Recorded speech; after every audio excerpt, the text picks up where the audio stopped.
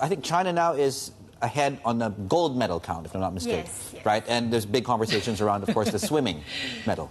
Yes, so I think one of their athletes, 19-year-old Pan, he won the first gold medal in swimming. He smashed his own 100 meters butterfly record, and that really sent the internet crazy. I mean, if you watch it in China, the CCTV commentator, she just lost her voice, screaming his name over and over. And this is such a big deal, especially because China saw the snub that, the rest of the world gave to China because of that swimming, the anti-doping test we were talking about last week. They were tested 4 or 5 times more than other athletes.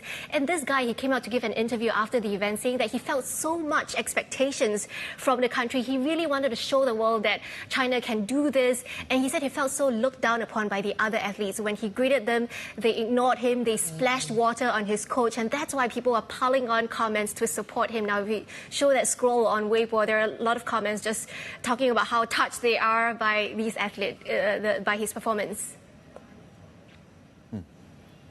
Okay, there you go.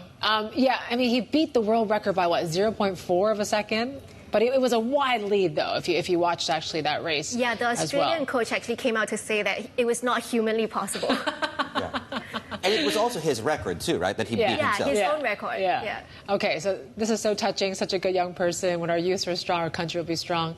All right, yes, definitely a lot of patriotism there.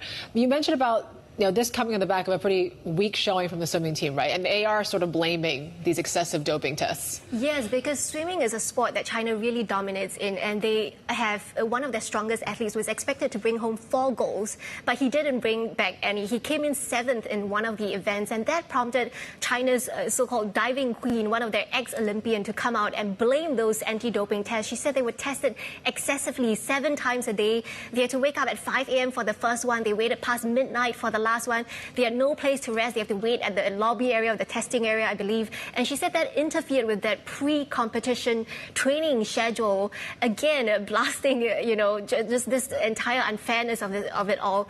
And also kicked up a storm on social media. We can show some of that quotes as well. Yeah, basically people just talking about how unfair it all is. Okay, here we go. Yes, doping tests have successfully interfered with our Chinese swimming team. It's not fair. It's a bullying of the Chinese athletes. Well, they got tested 7 times a day.